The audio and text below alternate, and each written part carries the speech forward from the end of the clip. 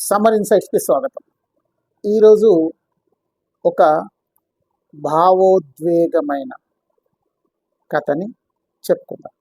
రావణ సంహారం తర్వాత శ్రీరామ పట్టాభిషేకానికి అందరూ, విభీషణుడితో సహా అందరూ హాజరవుతారు. పట్టాభిషేక ముహూర్తం తర్వాత ఎక్కడి వాళ్ళు అక్కడ వెళ్తున్నప్పుడు శ్రీరాముడు ప్రతి ఒక్కరిని కూడా వారికి తగినట్టుగా వారికి బహుమతులను అందజేసి పంపిస్తూ ఉంటాడు.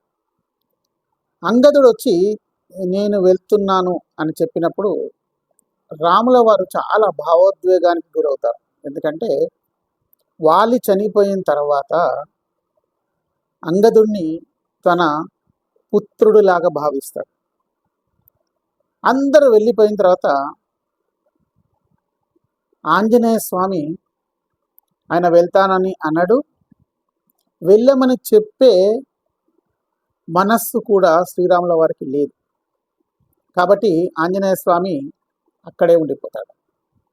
అందరూ వెళ్ళిపోయిన తర్వాత సాయంత్రము కుటుంబం అంతా కూర్చొని మాట్లాడుకుంటుంటారు. అక్కడ ఆంజనేయ స్వామి కూడా ఉంటారు. ఆంజనేయ స్వామి లక్ష్మణమూర్తికి, శ్రీరాముడికి, సీతాదేవికి చాలా దగ్గరవాడు. కానీ అక్కడ ఉన్న మిగతా ఆడవాళ్ళకి ఆంజనేయ స్వామి అక్కడ ఉండడం కొంచెం ఇబ్బందిగా ఉంటుంది. ఎందుకంటే అక్కడ కుటుంబ విషయాలు మాట్లాడుతుంటారు. అప్పుడు శత్రుఘ్నుడు ఏం చేస్తాడంటే ఆంజనేయ స్వామికి కనుసైగ చేస్తుంటాడు బయటకు వెళ్ళమని. మహాజ్ఞాని అయిన ఆంజనేయ స్వామి దాన్ని పట్టించుకోడు. తర్వాత ఇంకా ఇన్ని సంవత్సరాలు లక్ష్మణమూర్తి తన భార్య ఊర్మిళకి దూరంగా ఉండడం, తర్వాత అందరూ అన్ని రకాలుగా అలసిపోవడంతో ఎవరి అంతఃపురానికి వాళ్ళు వెళ్ళిపోదామని వెళ్తూ అప్పుడు ఆంజనేయ స్వామిని లక్ష్మణమూర్తి ఏమంటాడంటే, హనుమ నువ్వు వెళ్ళి విశ్రాంతి తీసుకో అంటే, నేను స్వామివారి పాదాల చెంతనే ఉన్నాను, అక్కడే నాకు విశ్రాంతి, ఇంకా బయట నాకు విశ్రాంతి అవసరం లేదు, నేను చాలా బాగున్నాను, ఆనందంగా ఉన్నాను, ఉత్సాహంగా ఉన్నాను అని చెప్తాడు. అప్పుడు రాముల వారు కూడా ఏమంటారంటే, హనుమ నువ్వు వెళ్ళి విశ్రాంతి తీసుకో అంటాడు. అయితే శత్రుఘ్నుడు ఏమంటాడంటే, రాముల వారికి ఏకాంతం కావాలి, మనం బయటకు వెళ్ళిపోదాం అని ఆంజనేయ స్వామిని బయటకు రమ్మంటాడు. అప్పుడు ఆంజనేయ స్వామి అంటారంటే, సీతాదేవి ఉన్నప్పుడు రాముల వారికి ఏకాంతం ఎక్కడి నుండి ఉంది అని అడుగుతాడు. అప్పుడు రాముల వారు ఏమంటారంటే, హనుమ మాకు ఒక సాంప్రదాయం ఉంది.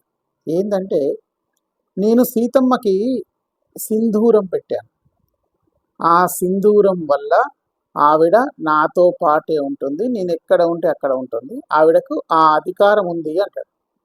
అప్పుడు ఆంజనేయ స్వామి అంటారంటే, ఒక్క చిన్న చిటికెడు సింధూరానికి అంత అధికారం వస్తుందా స్వామి అంటే, అవును మా సాంప్రదాయంలో అలాగే ఉంటుంది అంటాడు. అని బయటకు వెళ్ళిపోతాడు ఆంజనేయ స్వామి. అందరూ ఎవరంత పురాణానికి వాళ్ళు వెళ్ళి పడుకుంటారు.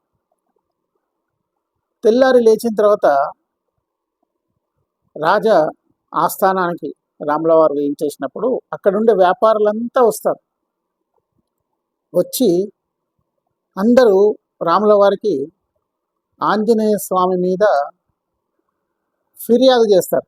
ఏమనంటే, రాత్రి అక్కడ ఉన్న అయోధ్యలో ఉన్న అన్ని కొట్లల్లో ఆంజనేయ స్వామి వచ్చి విధ్వంసం సృష్టించాడని చెప్తారు. రాముల వారు కూడా ఆశ్చర్యపోతారు, ఏంటి అసలు ఇలా ఎందుకు జరుగుతుంది అని. భటులకి మీరు వెళ్ళి హనుమాన్ తీసుకురండి అంటారు.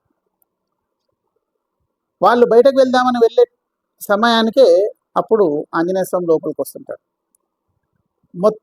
మొత్తం పై నుంచి కింది వరకు సింధూరంతో నిండిపోతాడు.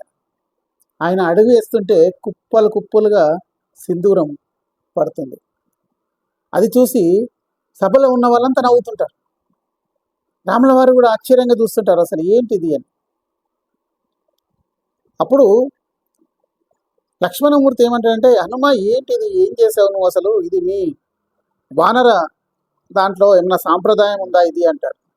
అప్పుడు హనుమ ఏమంటాడంటే, ఇది మా దాంట్లో ఉన్న సాంప్రదాయం కాదు స్వామి, ఇది మీ సాంప్రదాయాన్ని నేను పాటిస్తున్నానంటాడు. మా సాంప్రదాయమా ఏంటి అంటాడు. అంటే ఒక చిన్న చిటికెడు సింధూరం పెట్టుకుంటేనే సీతమ్మ వారికి రాముల వారి దగ్గర ఉండే అధికారం వచ్చినప్పుడు, నేను శరీరం అంతా సింధూరంతో ఉన్నాను, ఇప్పుడు నన్ను రాముల వారి నుంచి దూరం చేసేవాళ్ళు ఎవరు అంటాడు. అప్పుడు రాముల వారు గొప్ప భావోద్వేగానికి గురవుతాడు. హనుమ భక్తికి కళ్ళల్లో నీళ్ళు వస్తాయి.